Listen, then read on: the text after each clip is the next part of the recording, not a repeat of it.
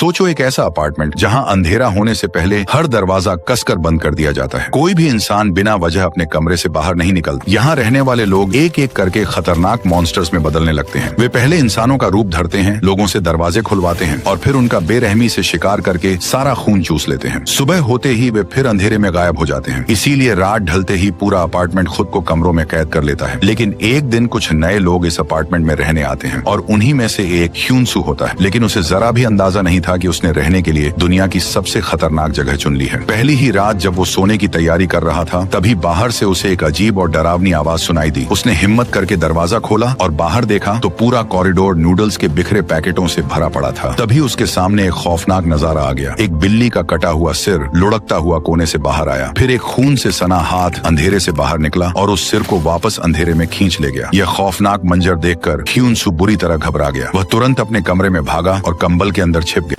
तभी बाहर कॉरिडोर में किसी के कदमों की डरावनी आवाज गूंजने लगी। अगले ही पल डोरबेल बज उठी। तभी उसे एक लड़की की आवाज सुनाई दी। कोई घर पर है?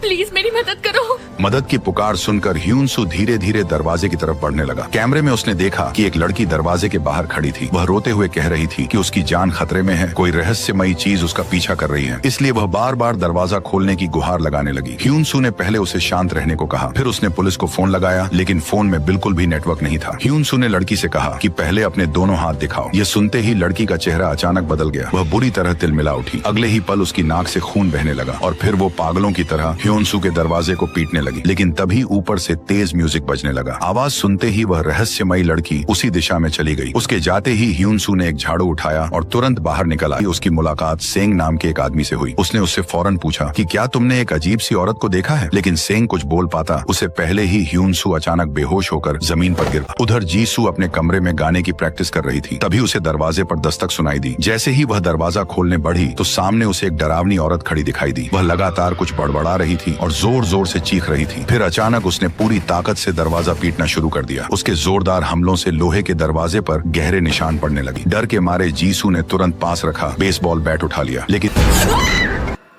दरअसल जिसे देखकर जीसू डरी थी वो असल में सेंग था। जीसू ने उसे तुरंत अभी अभी हुई पूरी घटना बता दी। फर्श पर फैले खून के निशान देखकर उन्हें शक हुआ कि शायद वो रहस्यमयी औरत खिड़की तोड़कर बाहर निकल गई है। तभी एक अंकल ने कंट्रोल पैनल के सारे बटन दबाने शुरू कर दिए और इसी दौरान उसे शटर खोलने वाला स्विच मिल गया। जैसे ही शटर ऊपर उठने लगा तभी गोद में कुत्ता लिए खड़ी महिला ने सबसे पहले बाहर कुछ अजीब देखा। दरवाजे के ठीक सामने करीब 3 मीटर लंबा एक डरावना साया खड़ा था। उसी वक्त कंट्रोल रूम से लौट रहे ली की भी उस साये पर नजर पड़ गई। उसे देखते ही वह पूरी ताकत से चिल्लाया, लेकिन अब बहुत देर हो चुकी थी। अगले ही पल वह राक्षस शीशा तोड़कर सीधे अंदर घुस आया। उसने अपनी लंबी चिपचिपी जीभ से एक आदमी को हवा में उठा लिया और देखते ही देखते उसका खून चूसना शुरू कर दिया। जब वह नीचे गिरा तो उसके शरीर में हड्डियों के अलावा कुछ भी नहीं बचा था। इससे पहले कि वो किसी और पर हमला करता तभी ली जोर से चिल्लाया कि जल्दी से शटर बंद करो। डरा हुआ अंकल तुरंत होश में आया और वह भागते हुए कंट्रोल रूम की तरफ दौड़ पड़ा। लेकिन जैसे ही रोलिंग शटर नीचे आने लगा अगले ही पल वह राक्षस फिर उनकी तरफ बढ़ने लगा। उसी वक्त एक लड़की अचानक दौड़ती आई और पूरी ताकत से राक्षस को धक्का देकर बाहर गिरा दिया। ली तुरंत शटर के नीचे खड़ा हो गया ताकि लड़की अंदर आ सके। लेकिन जैसे ही वो दौड़कर वापस आने लगी तभी अचानक राक्षस ने उसके पैर को अपने पंजों से बुरी तरह जख्मी कर दिया। आखिरी सेकंड में ली ने हाथ पकड़कर उसे अंदर खींच लिया। जैसे ही शटर बंद होने वाला था तभी राक्षस की करीब 3 मीटर लंबी जीभ बिजली की रफ्तार से अंदर आ घुसी। लेकिन शटर समय रहते बंद हो गया। उसकी जीभ बीच में ही बुरी तरह फंस गई और लड़की की जान बाल बाल बच गई। अगले ही पल राक्षस ने पूरी ताकत से अपनी जीभ खींची और अंधेरे में गायब हो गया।